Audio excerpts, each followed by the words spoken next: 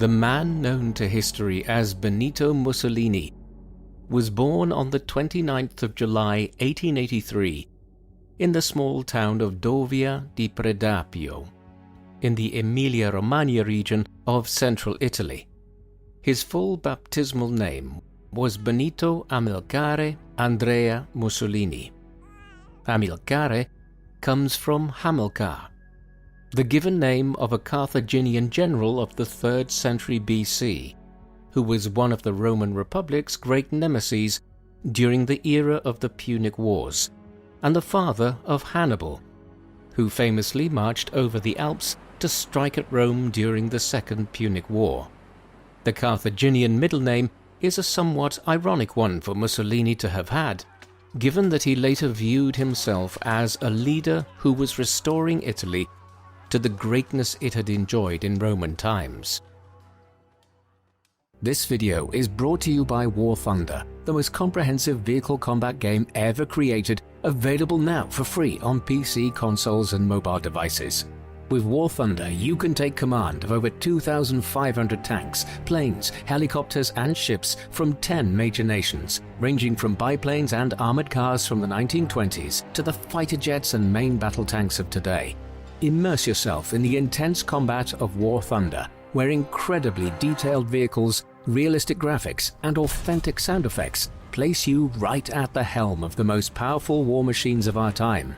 Join a worldwide community of over 70 million players in epic PvP battles today and delve into the breathtaking experience that is War Thunder. With an unmatched wealth of high-quality content to discover, there's simply no game better suited for fans of military history.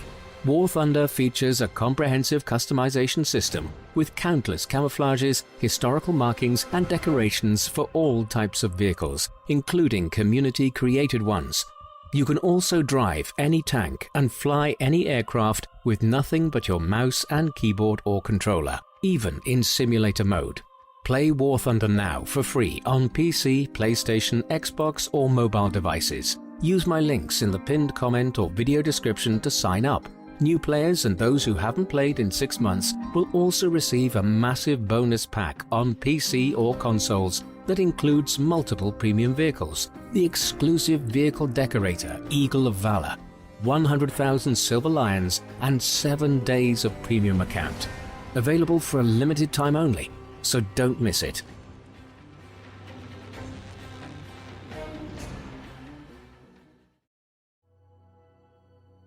Benito's father was Alessandro Mussolini, a blacksmith who was very interested in politics and engaged in revolutionary socialist movements in Italy from a young age. He spent several years in the late 1870s and early 1880s under a form of house arrest as a result of his political activities, and was only given his liberty a year before Benito's birth. Benito's mother was Rosa Maltoni. She and Alessandro had just married in 1882, and Benito was their first child. 2 others, another boy named Arnaldo and a daughter whom they named Edvige, followed in 1885 and 1888. Rosa worked as a schoolteacher and was also a politically conscious woman. She and Alessandro named their eldest son after Benito Juárez, the president of Mexico for much of the period between 1858 and 1872, who had led the liberal resistance in the country to the French intervention in its politics and the establishment of Maximilian Habsburg as Emperor of Mexico between 1864 and 1867. Mussolini would grow up in a country that was experiencing mixed fortunes. The Kingdom of Italy had only come into existence in 1861, after centuries of the peninsula being divided up into city-states of varying size. It managed to quickly acquire further territory in the north from Austria during a brief war in 1866, and then Rome was captured from the papacy in 1870 after French troops were withdrawn there following the outbreak of the Franco-Prussian War. On top of this, the country was able to emerge between the 1880s and the 1910s as one of the major European colonial powers, acquiring control of large parts of the Horn of Africa, as well as gaining concessions in the ports of China. In 1911, control was also established over Libya, while the following year, the eastern Mediterranean island of Rhodes was secured from the Ottoman Empire. At home, the country's politics was fairly liberal and progressive, with a mix of Christian Democrats, socialists and liberals holding power from 1861 down to 1914. However, there were problems too. Italy was one of the most densely populated parts of Europe upon unification in 1861, and large parts of the peninsula, especially in the south and on the islands, were incredibly poor. Successive governments failed to address the economic problems of the state, and emigration levels were enormously high between 1861 and 1914, leading to somewhere in the region of 15 million Italians leaving their homeland for the United States, Argentina, and other countries, an indictment of Italy's inability to provide opportunities of any kind for so many of its citizens. Mussolini was strongly influenced by his parents in his early political outlook, particularly his father's views on republicanism and socialism. He attended two different schools in the Emilia-Romagna region at Faenza and Forlimpopoli. At both he clashed with his teachers and was eventually removed from the first at Faenza owing to his violent behavior, a development which disappointed his mother, a devout Roman Catholic, who had sent him to Faenza to be educated by the monks there. He was then sent to Forlimpopoli, where he also ran into difficulty. Nevertheless, he was acknowledged as being an intelligent child, and when he was just 18 years old, in 1901, he managed to graduate with a diploma to become a schoolteacher at the elementary level. Beyond this, his more unofficial education was obtained in his father's forge, where father and son often conversed about a wide range of political ideas, notably socialism and the anarchism which was emanating from Russia and other places at the time. In the summer of 1902, Mussolini delivered a public speech on the 20th anniversary of the death of Giuseppe Garibaldi, the leader of the Wars of Italian Unification a half a century earlier. Despite obtaining a diploma to work as a teacher, Mussolini soon discovered that he had little interest in his mother's profession. Instead, he was drawn to writing and politics, and decided to become a journalist, a profession which combined the two. He did so initially from Switzerland, where he relocated to in 1902, in order to avoid compulsory military service in Italy. In the Alpine country, he became a committed socialist and began to run into legal difficulty for his role in organizing worker strikes there.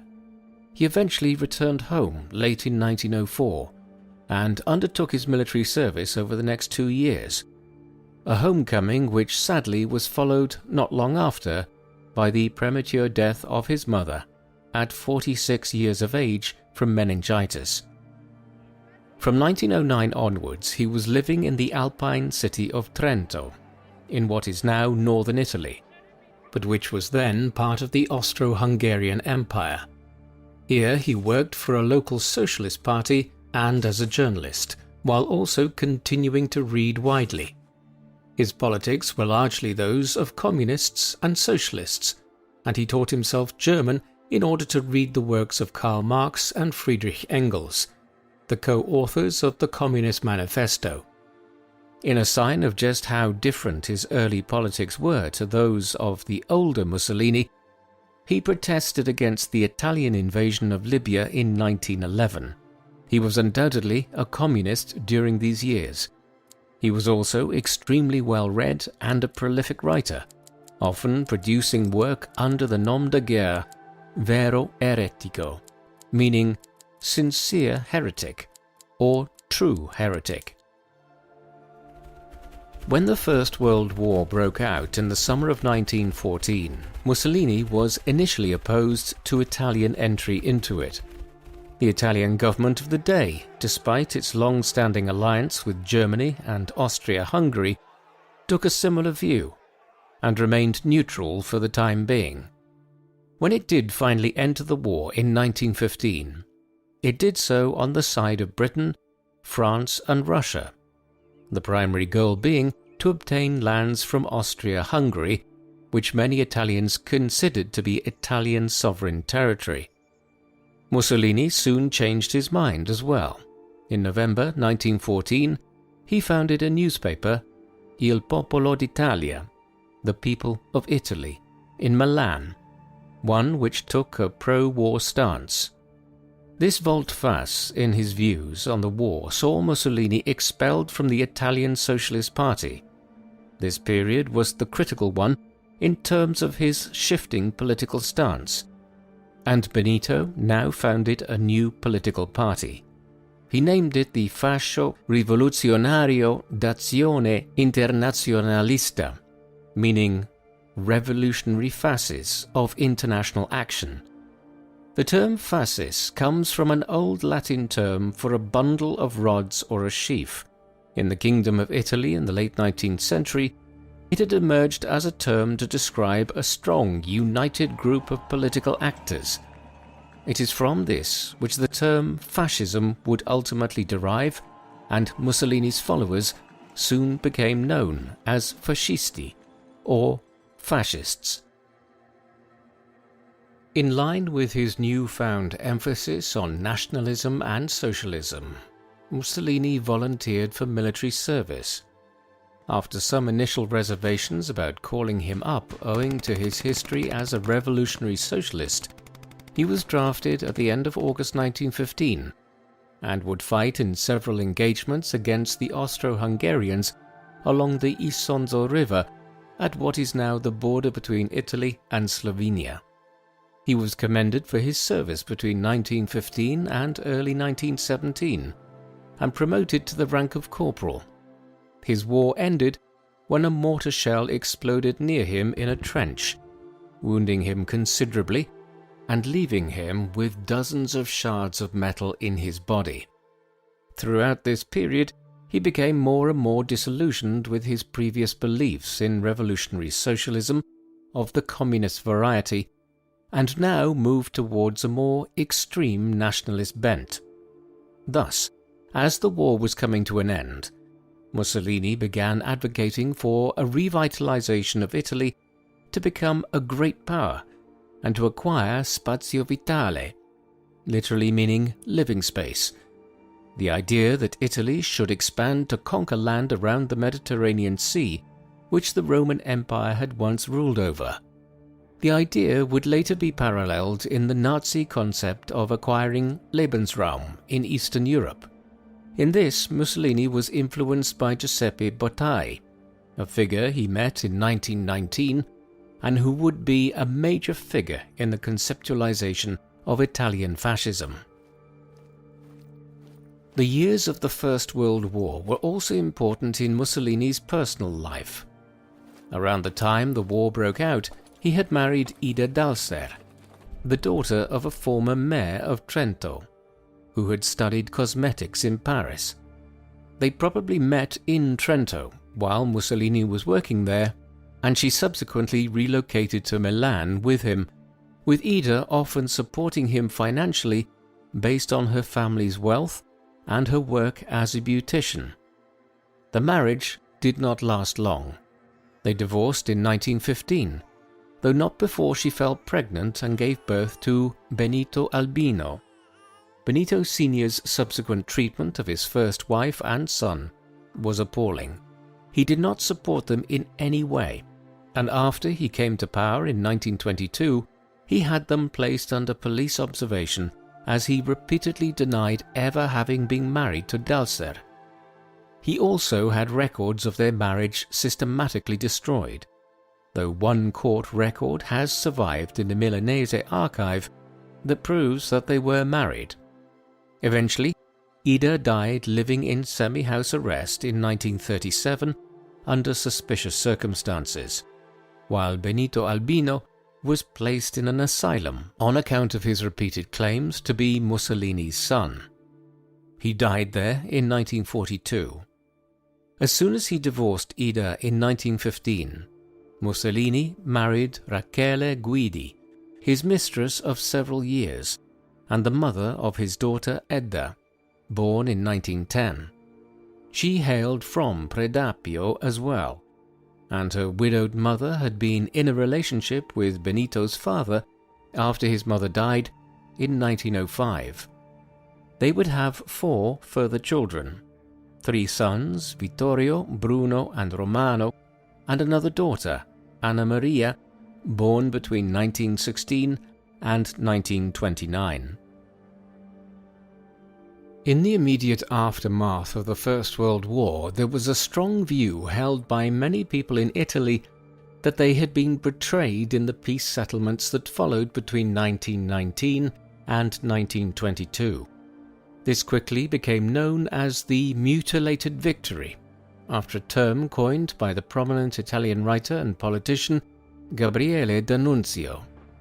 Italy had entered the war in 1915 on the side of Britain, France and Russia, on the basis that it would receive a considerable amount of territory from the Austro-Hungarian Empire once the conflict was over, specifically lands in the Alpine South Tyrol, bordering northern Italy, and along the Istria and Dalmatian coast on the eastern side of the Adriatic, where Slovenia, Croatia and Italy meet today.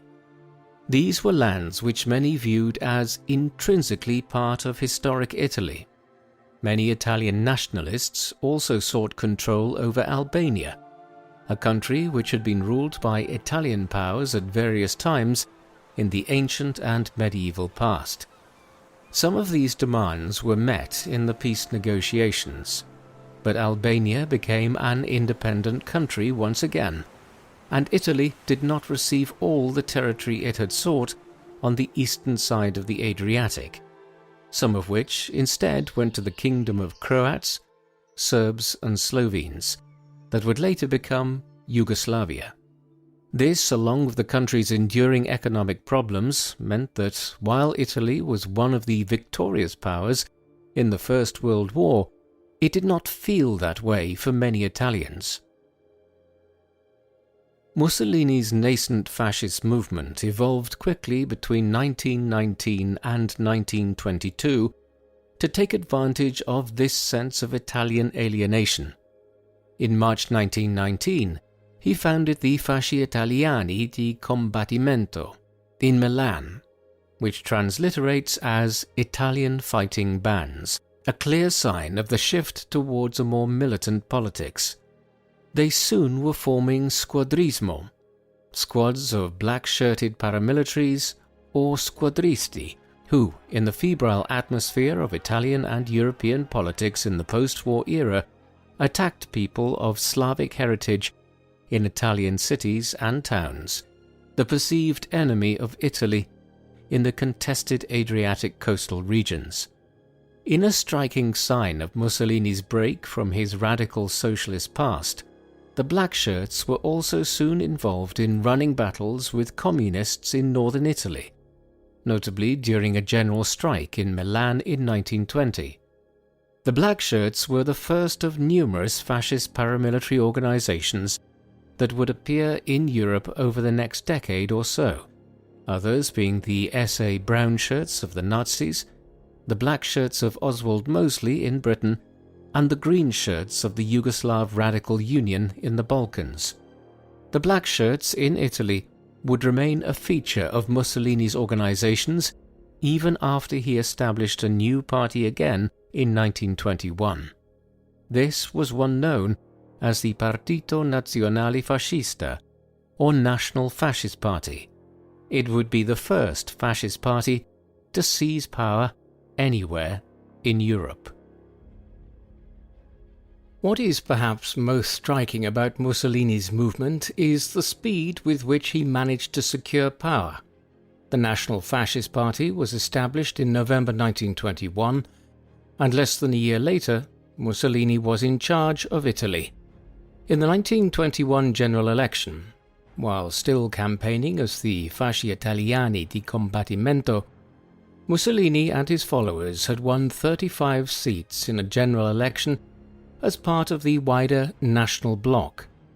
The same election ended in a deeply divided parliament, and Italy's unstable post-war politics continued.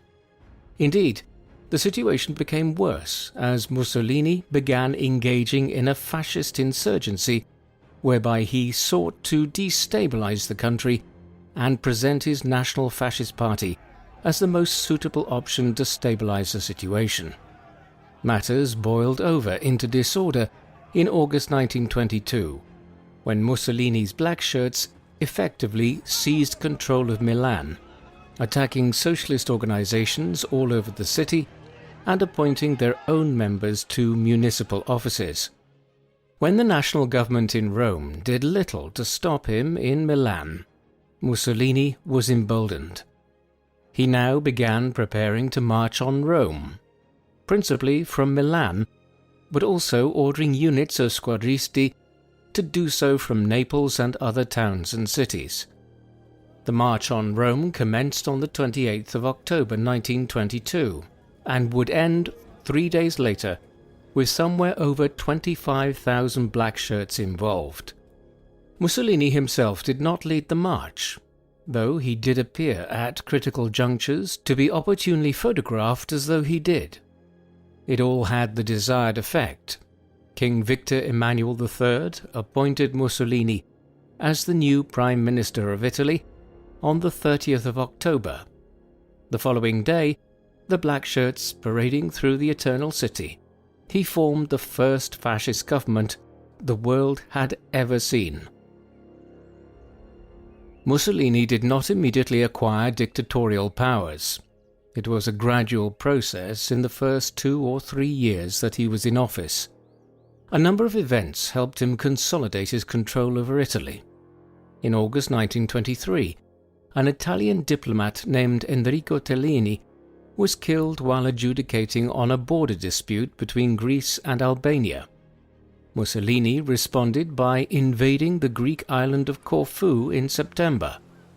He subsequently relinquished control of the island, but extorted 50 million lira off the Greek government in return for doing so, while the Corfu incident also helped quell Greek calls for the return of Rhodes and the other Dodecanese islands in Italian possession. It hugely bolstered Mussolini's reputation in Italy, seemingly proving that a fascist leader was capable of asserting a strong Italian international presence. Just 2 months after this, the Acerbo Law was passed, which dictated that the party which received the most votes in an Italian election would receive 2/3 of the parliamentary seats. This was employed when a new election was held in April 1924.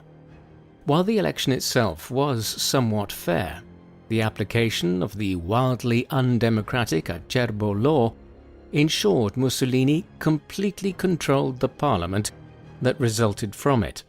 Finally, in 1926, all other political parties other than Mussolini's National Fascist Party were banned, completing the transition to a one-party dictatorship. In line with this, Mussolini increasingly became known as Il Duce, the leader, a title which Adolf Hitler would later adopt in Germany, though using the Germanic Führer. The question arises from all of this as to what extent Mussolini was the architect of European fascism, an ideology that would be adopted by a wide range of countries across Europe in the 1930s. There is no denying that Mussolini was a pivotal figure in this, not simply because it was he that led the National Fascist Party and the Black Shirts to power, but also because he wrote extensively on the topic in numerous essays and books in the 1920s and 1930s. most notably The Doctrine of Fascism, an essay he produced in 1927. Yet others were just as significant, notably the political philosopher Giovanni Gentile, who served as the Minister for Education early on in Mussolini's government. Gentile composed a work entitled Manifesto of the Fascist Intellectuals in 1925, following the Conference of Fascist Culture in Bologna that March, and many other Italian intellectuals signed it. He was also probably involved in writing the first draft of Mussolini's Doctrine of Fascism. There were numerous others who were just as involved in the origins of fascism. For instance, though he would come to oppose Mussolini's regime, Gabriele D'Annunzio, the prominent political figure and writer who devised the concept of a mutilated victory for Italy after the First World War, was a major inspiration for Mussolini's ideas.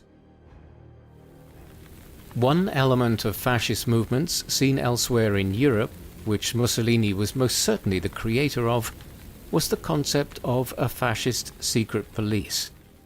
In 1927, as he continued his consolidation of power, Mussolini established the Opera Vigilanza Repressione Antifascismo, the Organization for Vigilance and Repression of Anti-Fascism. This forerunner of the Gestapo in Germany would eventually grow to about 50,000 operatives and was responsible for carrying out thousands of raids and interviews every week at the height of their efforts to crush any activities they deemed anti-fascist. Heinrich Himmler, the head of the Nazi SS, would subsequently visit Italy to see the OVRA in action. Not everyone looking on at the development of the Italian police state in the 1920s and 1930s was appalled. For instance, Winston Churchill, the future wartime leader of Britain, expressed some admiration for what Mussolini had achieved in bringing stability to Italy and reducing lawlessness, as did many other international leaders. A part of this was owing to the manner in which Mussolini and the Italian fascists seemed to have bridled the mafia in Sicily, with Mussolini's appointee Cesare Mori overseeing an immensely successful campaign of repression against the Sicilian crime syndicate between 1925 and 1929.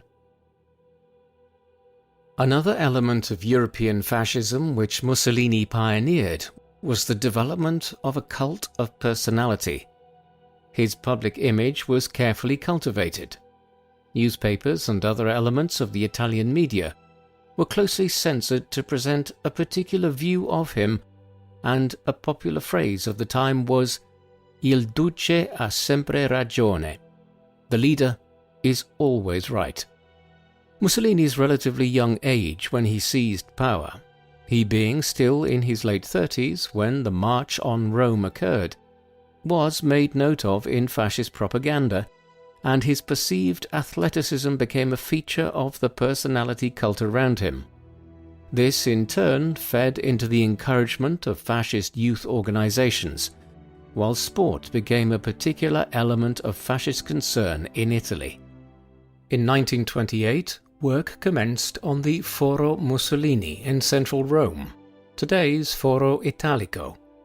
Modelled on the forums built by the Roman emperors in central Rome, Mussolini's forum was a giant sports complex, complete with stadiums, tennis courts, and other facilities.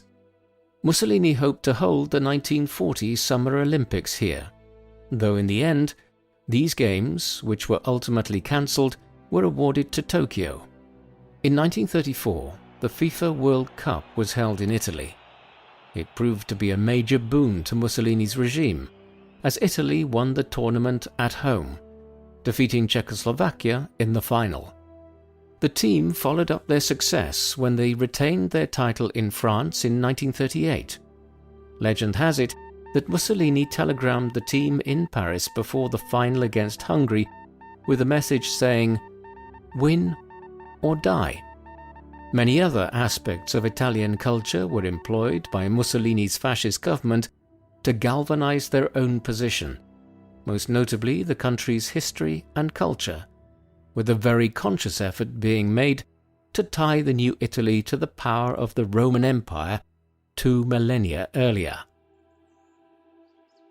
As much as sport, propaganda, or any cult of personality might have improved the image of the fascist government, a powerful way for Mussolini to forge support for his position was to create good economic circumstances. The fascists had largely come to power in 1922 because of the economic and political chaos which had enveloped Italy for several years after the war. Mussolini benefited enormously from the fact that he came to power just as the European economy as a whole was beginning to stabilize and enter a period of enormous economic growth, the Roaring Twenties. The fascists favored a corporatist economic system, one which sought to promote and develop the Italian economy over the importation of foreign goods. This led Mussolini to engage in protectionist measures, such as the imposition of high tariffs on foreign imports in order to promote domestic industry. Some measures during the era had lasting benefits, most notably the draining of the Pontine Marshes, a large swamp south of Rome which had been a breeding ground for malaria in central Italy for thousands of years. From the late 1920s onwards, a policy of draining these extensive lands and creating model new towns like Latina, Pontinia, and Pomezia was undertaken. It was an immensely successful initiative. Nevertheless, more broadly, the Great Depression hit Italy just as badly as the rest of Europe, giving the lie to the 1930s myth that fascism was a more effective economic system. Ultimately, Mussolini ordered the mass state takeover of the Italian economy, and it would take until the mid-1950s before Italy returned to the economic output seen in 1929, before the Depression began. Throughout these years, Mussolini still continued to play the part of a happily married man, and his second wife, Rachele, would remain married and devoted to him until his death in 1945. However, he was a serial philanderer, one who had a great many mistresses over the years, and probably a huge number of casual partners. One of the more famous was Margherita Sarfatti, a prominent Jewish Italian art critic and journalist who wrote a biography of Mussolini in the mid-1920s, shortly after he came to power. We can get a sense of how many others there were from the fact that Mussolini is known to have sired at least 9 illegitimate children with 8 different mistresses. Mussolini's last illegitimate child, Elena Curti, only passed away in 2022 at the age of 99. An important part of Mussolini's approach towards government was the aim of building Italy into a great power and rectifying the perceived injustice the country had suffered at the end of the First World War. One of the resentments held by many Italian nationalists was that, unlike Britain and France, Italy had not received control over mandated League of Nations territories, such as Germany's former African colonies, or the lands of the Ottoman Empire in the Levant. Mussolini would seek to remedy this by solidifying Italian control over its existing colonies and expanding them where possible. He began in Libya, a large colony in the Maghreb which Italy had acquired nominal control over in 1911, but which remained unstable. Between 1923 and 1932, the pacification of Libya was engaged in liberal policies that had been adopted after the First World War were announced, and ethnic laws were introduced that, for instance, forbade intermarriage between Italians and the Arab and Berber natives. Thousands of Italian colonists were also brought in. A fierce war of resistance was then engaged in by the natives. one which led to the use of chemical weapons, mass murder, and the development of a concentration camp system by Mussolini's regime. Huge numbers of Bedouin and Berber people were also moved from their traditional homelands and resettled as part of a program of genocide and ethnic cleansing.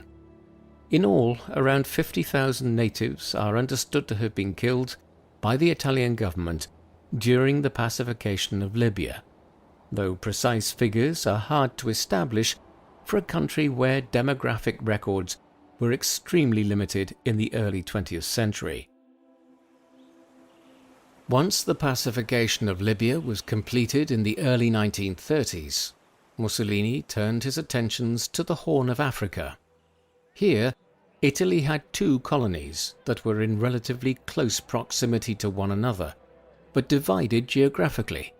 These were Italian Somaliland, corresponding closely to modern-day Somalia and lying on the Indian Ocean side of the Horn of Africa, and Italian Eritrea, a colony lying on the Red Sea end of the region. Between them lay French and British colonial enclaves and the Ethiopian Empire, or Abyssinia, virtually the only native polity in Africa not to have been colonized between 1870 and 1914. The Japanese invasion of Manchuria in 1931 and the establishment of the puppet state of Manchu Kuo had badly damaged the League of Nations' remit to protect the national independence of sovereign states, and so the Italians invaded Ethiopia in October 1935, with little concern for the potential international backlash. The Second Italo-Ethiopian War was fought over a period of nearly a year and a half, down to the spring of 1937. In the course of it, the Italians would eventually conquer Abyssinia, though with considerable difficulty, and the campaign pointed towards weaknesses in the Italian military that would become glaringly obvious in the years ahead when they faced British and Commonwealth troops in North Africa. Both the Italians and the Ethiopians engaged in a wide range of breaches of international law in the conflict, using mustard gas, dum-dum bullets, and engaging in massacres of civilians. The Abyssinia conflict was something of a nail in the coffin for the League of Nations, and also demonstrated that the world had moved into a new era of conflict and breaches of international law. The Italians' campaigns of genocide and ethnic cleansing in both Libya and Ethiopia in the 1920s and 1930s raises questions about Mussolini's racial views. They were different to those espoused by the Nazis in Germany.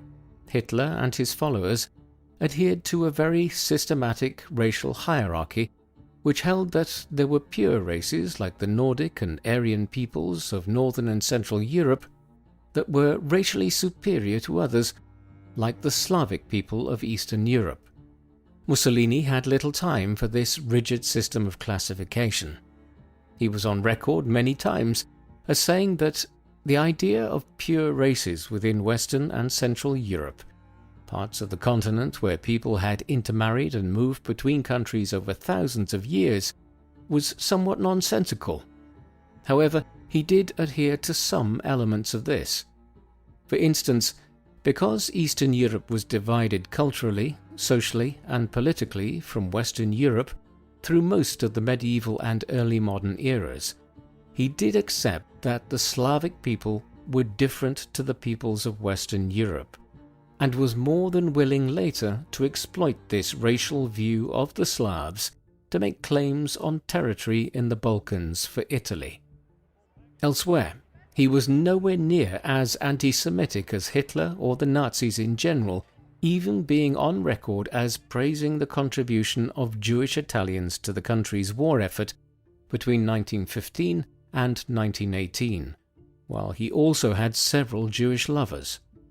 The Italian fascist regime would only begin to adopt anti-Semitic policies in the late 1930s once it allied with Germany.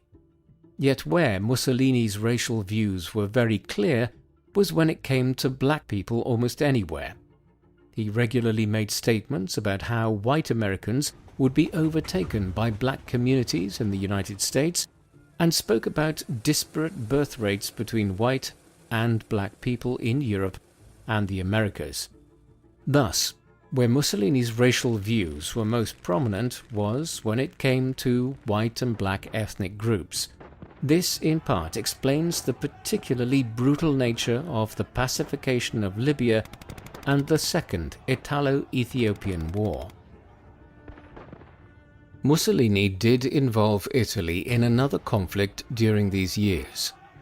In the summer of 1936, while the fighting was still going on in Ethiopia, the Spanish Civil War erupted after a failed coup in the country.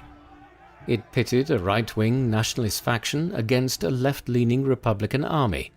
Through a series of deaths of more senior commanders, General Francisco Franco would end up as the leader of the nationalists in the course of the war, and the regime he would eventually establish is generally considered a fascist one, though skewing more towards corporatism, a subtle distinction within the politics of the era. Throughout the 2.5 years it was fought, down to the victory of Franco and the nationalists early in 1939, a wide range of European powers contributed forces and aid to one side or the other, as it became a proxy war between fascism and communism in Europe. Mussolini was a particularly avid supporter of Franco, his view being that it would be best to have a closely allied fascist regime in Spain so that right-wing governments had substantial control over the Western Mediterranean. The Royal Italian Navy played a particularly important role in the conflict, helping the nationalists to break a Republican blockade of nationalist territory in Spain's Moroccan colonies. The Italian Corpo Truppe Volontarie, a force of Italian volunteers or irregulars, also made a major contribution to the nationalist victory, reaching 50,000 men at its height. The Spanish Civil War was significant in also being the first episode during which Mussolini was closely aligned with Adolf Hitler and Nazi Germany. Both fascist states provided aid to Franco. However, it is a common misconception that Mussolini was a natural ally of Hitler's after the Nazis seized power in Germany in 1933. In reality, Mussolini was skeptical about the possibility of a German alliance throughout the 1930s. A core issue was the Nazi desire for union with Austria to form a Greater Germany. Italy had long-standing claims on land in the South Tyrol region of Austria, bordering the plain of Lombardy, and this created a rivalry between Italy and Germany over Austria. Throughout the period from 1933 to 1938, during which the Nazis attempted to seize control of Austria through numerous means, Mussolini was supportive of the Fatherland Front government in Vienna. It was only gradually from 1937 onwards, once Mussolini needed German support for his actions in the Horn of Africa, and the two began cooperating together in Spain, that an agreement was reached in 1937, whereby Mussolini would not overtly resist German annexation of Austria, provided that Hitler would never make claims on any lands which Italy had obtained from Austria at the end of the First World War. With this agreed, Hitler went ahead and annexed Austria in March 1938. At the Munich Conference, convened in September 1938, over German claims to the Sudetenland in Czechoslovakia, Mussolini was a subtle ally of Hitler's, though not overtly, still at this stage. In many ways, the growing alliance between Mussolini and Hitler was a strange one. The pair had very different characters. Mussolini was a brash, outspoken and emotive individual, one regularly used to being photographed in his swimming trunks with famous Italian actresses, a practice Hitler ridiculed. Yet for all Hitler's supposedly contrasting seriousness, it was Mussolini who found himself bored by the Austrians' racial rants when they had first met in Venice in 1934. Much of the common view of Mussolini as a buffoon has largely been derived from Nazi impressions of him and the incompetent performance of the Italian military during the Second World War. But this view of Mussolini has been hugely overstated. The Italian dictator was the father of European fascism and had authored multiple books, ranging from writings on politics to a biographical study of Jan Hus, the Bohemian religious reformer of the early 15th century, whose work was an antecedent to Martin Luther and the Protestant Reformation. Mussolini even penned a romance novel called The Cardinal's Mistress. At the Munich conference, it was Mussolini who acted as chief translator, being fluent in French and having functional German and English. Mussolini was many things, but the popular view of him as a buffoon or a second-tier dictator with an outlandish desire to restore Italy to the glory days of the Roman Empire is a misconception. He was an intelligent individual, though also an entirely immoral and unscrupulous one. The Munich conference only created a brief reprieve from war in Europe. 6 months later, the Nazis annexed the remainder of Czechoslovakia. By then, Britain and France were trying to speedily rearm, and when Poland was invaded in the first hours of September 1939, they responded by declaring war on Germany. The Second World War had begun, but Italy would not join it for nearly another year, despite Germany and Italy having agreed to the Pact of Steel, a virtual military and political alliance, on the 22nd of May 1939.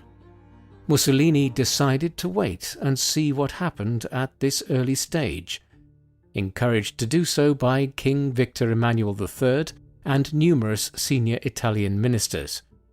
There were even offers from Paris and London courting Italy as an ally in the war, though Mussolini seems to have never taken them seriously.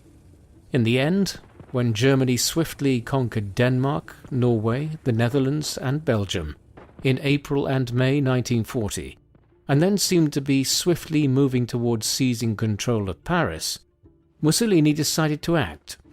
On the 10th of June 1940, he declared war on France and Britain. Italian troops then quickly invaded parts of eastern and southeastern France to secure territory there as part of an arrangement with Hitler.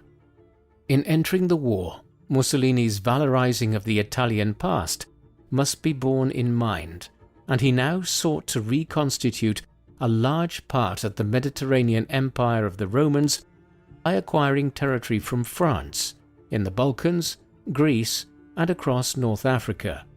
Designs which he also referred to as the concept of a third and fourth shore, whereby Italy would rule over not just the shores of the western Adriatic and the Tyrrhenian Sea, but also the eastern Adriatic and the central Mediterranean coastline of North Africa. Mussolini and the Italian fascists had already begun their efforts to acquire a third shore in the Balkans even before the Second World War began. While Britain and France were distracted with trying to curb the Nazis' endless demands for lands in Central Europe in 1938 and 1939, Il Duce formed a plan to invade the Kingdom of Albania just across the Straits of Otranto from southern Italy. On the 7th of April 1939, just weeks after the Germans had taken over Czechoslovakia and the city of Memel on the Baltic Sea coast, Mussolini struck, sending an expeditionary force of over 20,000 men to invade Albania. With modern aircrafts and battleships, the invasion was a complete success, and an Italian protectorate was established in Albania just a week later. London and Paris made few objections, hoping at this juncture that they could still win over Mussolini to join them against the Germans. Now, after the defeat of France in the summer of 1940, Mussolini began preparing for a much more expanded campaign in the Balkans. Greece was invaded late in October 1940, while in the spring the Italians commenced a campaign against Yugoslavia after a pro-Allied coup there. These campaigns would be decidedly less successful than the swift occupation of Albania in April 1939 had been. Before long, Mussolini would have to call on his German allies to lend further support to the Italian divisions in the Balkans. The diversion of German troops and attention to the Balkans in the spring and summer of 1941 are often seen as a contributory factor in the failure of the Germans to take Moscow and Leningrad before the Russian winter stopped their advance into the Soviet Union later that year. The inadequacies of Mussolini's armed forces were even more strikingly on display in North Africa. Hitler's plan was for the Italians to push eastwards from Libya to seize Cairo and then the Suez Canal in Britain's protectorate of Egypt. Then, once the Germans had pushed through Ukraine and into the Caucasus, they would swing south and launch a double-sided attack on the British possessions in the Middle East, where some Arab allies were being courted by the Nazis in Iraq and elsewhere. This would secure both the oil fields of the Caucasus and the Middle East, which, when combined with the capture of the Suez Canal, would leave the British with little option but to negotiate peace terms that would be very favourable to the Axis powers. There was only one problem with this plan. The Italian Royal Army performed abysmally in North Africa following Italy's entry into the war in the summer of 1940. The British, aided by substantial numbers of Commonwealth soldiers from Australia, New Zealand, South Africa and India, pushed the Italians back into Libya and scored a substantial victory at the Battle of Beda Fom in early February 1941. A few days later, Erwin Rommel was appointed to head up the Afrika Korps, a German expeditionary force that had been preparing to head to North Africa for several weeks. This force of just over 30,000 men and a substantial tank brigade would turn the tide back in the favour of the Axis powers, and Egypt was under threat again by the summer of 1941. Still, the necessity of drawing on German aid in both the Balkans and North Africa pointed towards the hollowness of Mussolini's claims regarding Italy being a newly ascendant great power in the Mediterranean. Mussolini was drawing on ever greater amounts of German aid as the war went on, but he still steered an independent line on many issues. One was the Italian attitude towards the Jewish population of Italy and the territory it had occupied. Mussolini's anti-Semitism did not reach the levels of Hitler and the other Nazi leaders. Instead, Mussolini's racial views tended to focus more on distinctions between white and black people and a concern for what he conceived as falling birth rates amongst the white races. There was no major campaign of persecution against the 50,000 or so Jews who called Italy home under Mussolini in the 1920s and most of the 1930s. A turning point was 1938, as Mussolini drew closer to Hitler and the Nazis. At that juncture, a watered-down Italian version of the German Nuremberg laws were introduced in Italy, ones which removed Italian Jews from government jobs and regulated intermarriage between Jews and non-Jews. It is clear that these measures were not intensely enforced, and that Mussolini had introduced them more to appease the Nazis than anything else. A sign of the fact that Mussolini's regime was not as anti-Semitic as Germany was seen in the movement of many Jews from Nazi-occupied regions in 1940 and 1941 to Italy and Italian-occupied lands. The Holocaust, as we will see, would only really strike Italy once the Germans became the de facto occupying power in the autumn of 1943. By the time the Nazis began implementing the final solution in Europe at the beginning of 1942, events were transpiring in North Africa that would lead to Mussolini's dramatic downfall and then an even more dramatic second act as dictator of Italy. The source of these events lay in North Africa.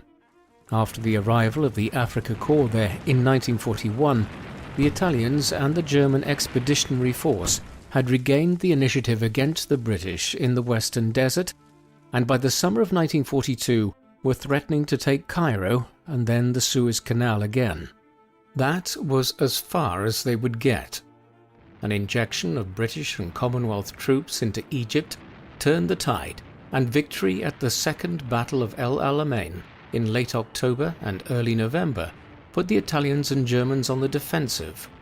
They would never regain the initiative, in large part because, as the fighting at El Alamein was coming to an end, Allied armies were making amphibious landings at key locations along the coast of Morocco and Algeria, two French colonies under Axis control. By the spring of 1943, with the great manpower and resources of the United States coming to bear, the Germans and Italians were corralled into Tunisia, where they were finally defeated in May of that year, bringing the North Africa campaign to an end. Even before victory was achieved in North Africa, plans were well underway amongst the Western Allies to open a second front in Europe to take some pressure off the Soviet Union in Eastern Europe by diverting German resources elsewhere. Winston Churchill wanted this new front to be established in the Balkans, yet eventually the more logical plan was selected. This was to invade the island of Sicily, lying close to the massed Allied forces in Tunisia, and then quickly cross the short distance to southern Italy. What was codenamed as Operation Husky began with an aerial bombardment of Italian positions on the 9th of July 1943, followed by an amphibious assault on the west and south of Sicily on the 10th, during which over 150,000 Allied troops began making landfall. The Sicily campaign would last 6 weeks before the island was fully secured by the Western Allies, succeeding in drawing extensive German resources away from Eastern Europe in the process to shore up the defence of Italy. A 2.5-week reprieve followed before the Allies began the process of transferring hundreds of thousands of soldiers across the Straits of Messina and through the Gulf of Taranto and the Tyrrhenian Sea into southern Italy to begin the conquest of Italy on the 3rd of September. Just over 3 years after entering the war, it was all ending in complete disaster for Mussolini. Even before the conquest of Sicily had been completed, Mussolini had been toppled in Rome. Mussolini was unquestionably the dictator of Italy from 1922 onwards, but he did rule alongside others, the Grand Council of Fascism being the foremost governing body of the regime. It was made up of senior army generals, leading members of the largely ceremonial Italian parliament, and a wide range of ministers and heads of corporate governing bodies. The Grand Council met on the night of the 24th of July, in the midst of the Sicilian campaign, when Mussolini stated that Hitler was considering a strategic withdrawal from southern Italy to form a defensive line against the Allies in the mountains of central Italy. The former Minister for Justice Dino Grandi, whom Mussolini had demoted in February, owing to his criticism of Italian efforts in North Africa, launched a blistering attack on Il Duce. A debate commenced and went on long into the night, with a vote held in the early hours of the 25th of July on whether Mussolini still had the confidence of the council members. He lost this by 19 votes to 8. Mussolini left and attempted to continue as though he was still in charge, believing that the council could not force through the decision. But at a meeting with King Victor Emmanuel III the next day, he was formally relieved of his office and placed under arrest. General Pietro Badoglio was then appointed as the new Prime Minister.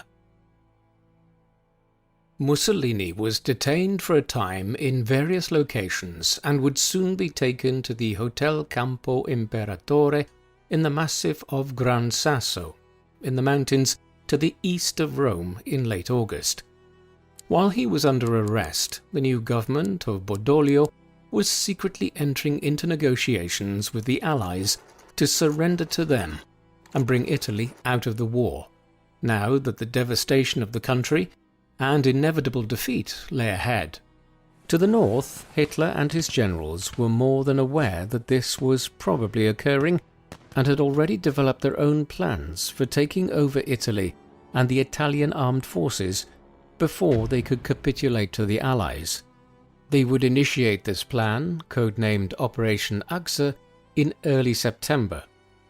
On the 3rd of the month, the very day the Allies began landing in southern Italy, the Italian government announced that it had agreed an armistice with the US and British. In response, Operation Achse was initiated.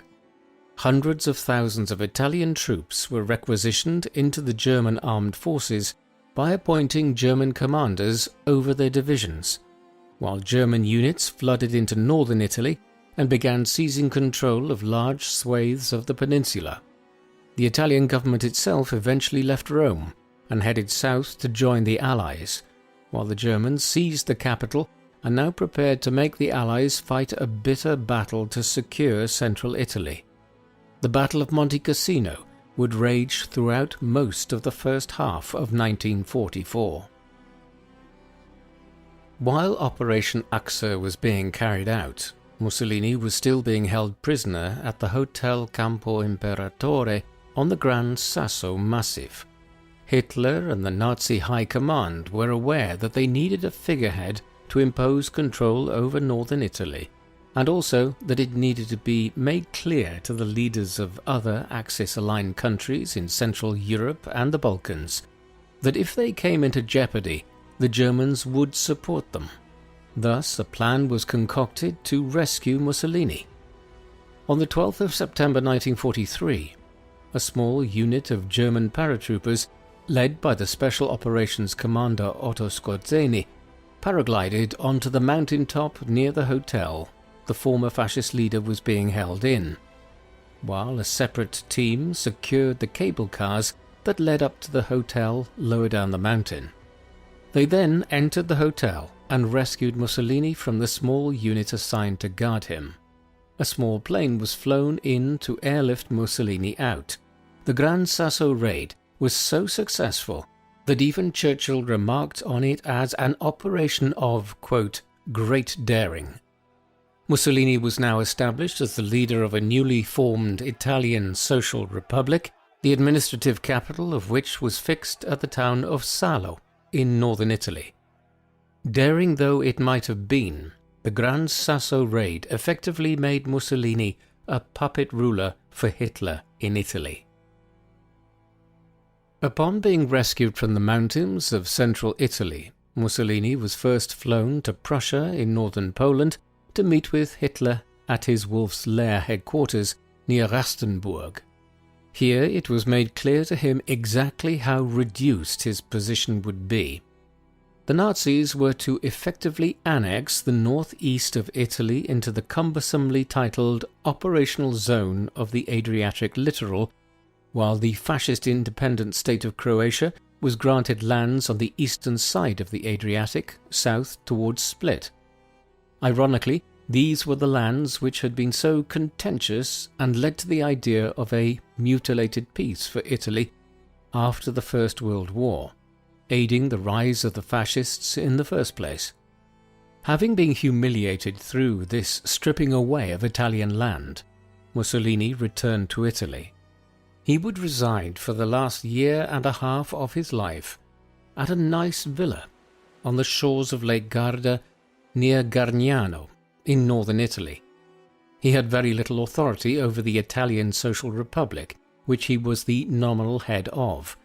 Instead, he and his mistress, Clara Petacci, lived here under a form of semi-house arrest, guarded by the SS and having his correspondence screened to ensure he was not in any form of illicit contact with the Allies or the Italian government that had renounced him in the summer of 1943. When interviewed early in 1945, he expressed the view that he was little more than a walking corpse, a puppet for the Nazis waiting to be caught and executed by the Allies. Mussolini would not have to wait much longer for the Allied anvil to fall on him. The Germans and the Allies spent much of the remainder of 1943 consolidating control over their respective positions in northern and southern Italy. The first half of 1944 was then locked in the dual battles of Anzio and Monte Cassino in central Italy, south of Rome, with the Allies finally breaking the deadlock in May. Rome was one of the first major European capitals to be liberated by the Allies on the 4th of June 1944, a full 2 months before the liberation of Warsaw and Paris in August 1944. Thereafter, with the Western Front now opened in France, the strategic priority for the Western Allies shifted away from Italy, although the Allied advance continued at a slower rate into Tuscany and Mussolini's native Emilia-Romagna, while it was now possible to use Rome as a strategic base from which Allied bombing of northern Italy and Austria was initiated. In the interim, the Germans had begun extending the final solution to northern and central Italy, while the substantial communities of Jewish people in Rome, Milan, Genoa, Florence, and Venice had largely avoided persecution under Italian fascist rule. As soon as Operation Achse was implemented in the autumn of 1943, the SS arrived into Italy and began detaining thousands of Italian Jews and deporting them north towards Auschwitz. They were systematically obstructed in their efforts by ordinary Italians, and over 40,000 Italian Jews, over 80% of the total Jewish population in the country, would survive the war. In early April 1945, with the Battle of Berlin commencing far to the north and the Western Allies fanning out all over western, southern and central Germany, Operation Grapeshot was commenced in Italy. This involved hundreds of thousands of Allied troops moving north to try and break through the Gothic Line, a series of German defences blocking the southern route into the plain of Lombardy. On the 18th of April, in response to the Allied advance, Mussolini moved from Gargnano to Milan. Unlike many of the German Nazi leaders who would kill themselves before being captured, Mussolini intended to be taken alive and believed that he could negotiate decent terms through the intercession of the Archbishop of Milan, Alfredo Schuster. But a meeting between Schuster and Mussolini a week later failed to result in an agreement after Mussolini resisted a demand by representatives of the Italian communist partisans who had been fighting the Nazis in northern Italy to declare himself in favour of an unconditional surrender to the Allies. Perhaps Mussolini believed he would be murdered by the Germans if he did so. Within hours of the failed meeting, he and his mistress, Clara, along with over a dozen others involved in the government of the Italian Social Republic, had left Milan and were heading north with the goal of reaching neutral Switzerland and from there possibly finding asylum in Spain, where Franco might look favourably on Mussolini given the aid he had provided the nationalists with during the Spanish Civil War. Il Duce would never make it to Switzerland, let alone Spain. On the 27th of April, he and Petacci were apprehended near Lake Como outside the village of Dongo by some Italian communist partisans. They were placed under arrest while they determined what steps to take.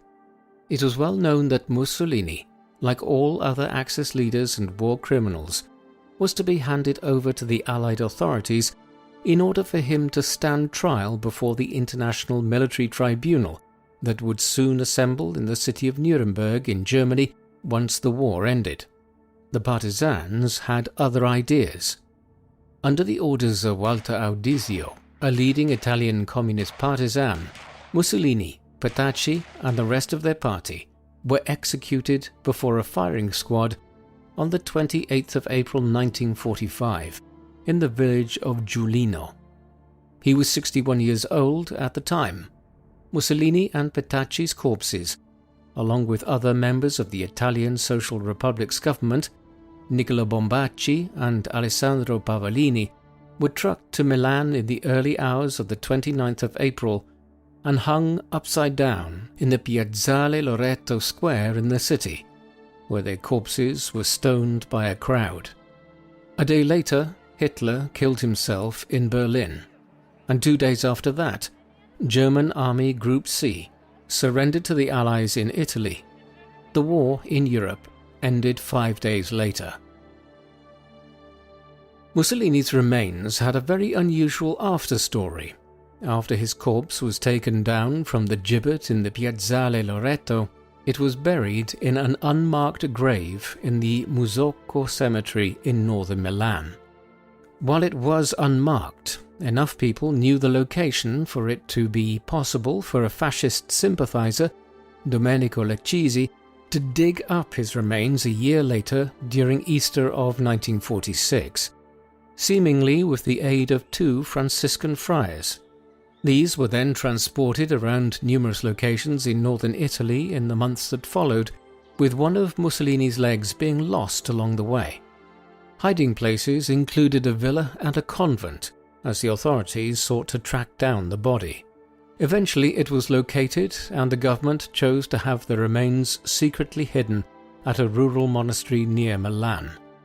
The entire saga only came to an end in 1957, when the government of Prime Minister Adornisoli, who hailed from the same part of Italy as Mussolini, agreed to allow the fascist leader's remains to be interred in the Mussolini family crypt in Dovia di Predapio. To some extent, Mussolini's shadow would continue to hang over Italy and its politics in the post-war era. Christian Democracy emerged as the most important political party, an organization which had its roots in the Italian People's Party, an entity created in 1919 which had splintered into pro- and anti-fascist factions. For instance, the first post-war Prime Minister of Italy, Alcide de Gasperi, had originally supported the People's Party's involvement in the first Mussolini government in 1922, though he later renounced his support. More broadly, Christian Democracy veered to the right of the political spectrum. The 1970s and 1980s were a particularly tumultuous time in Italian politics, one known as the Years of Lead, and characterized by killings, terrorism, hostage-taking, and general lawlessness by far-right, far-left, and organized crime elements, a political atmosphere which mirrored the chaos of the 1919 to 1922 period that allowed for Mussolini to seize power in the first place. The country has also continued to experience the legacy of the economic problems which characterized Italian politics both prior to and during the fascist era, namely the poverty of southern Italy.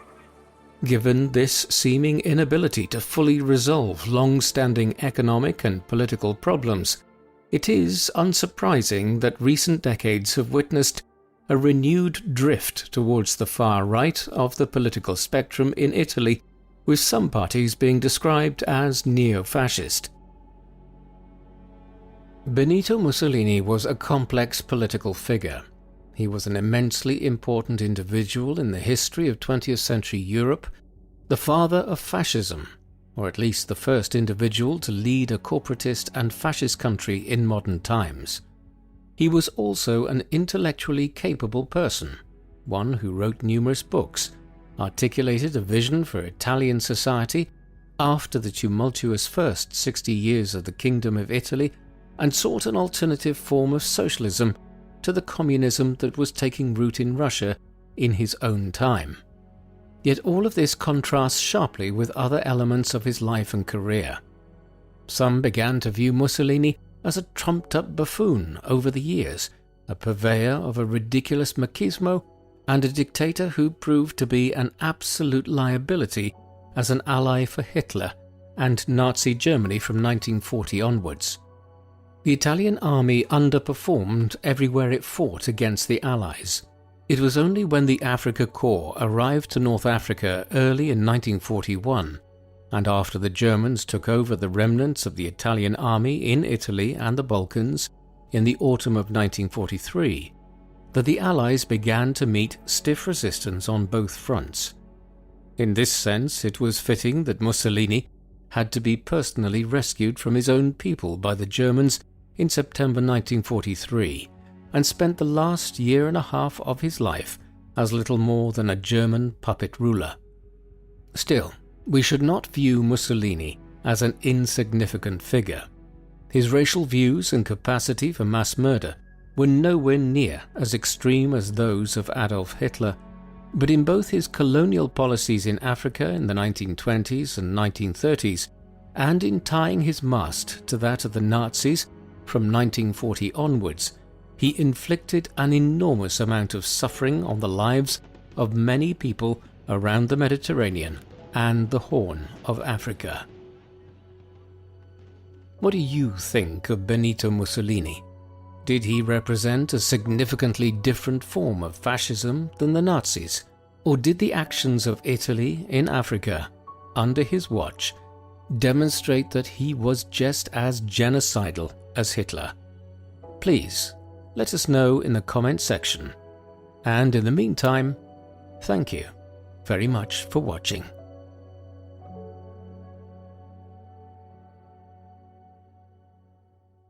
Again, thank you to War Thunder for sponsoring this video. Don't forget to play it for free on PC, PlayStation, Xbox or mobile now by using my links in the pinned comment or video description.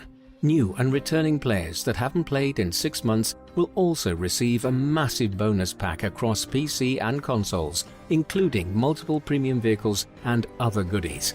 Available for a limited time only, so make sure not to miss it.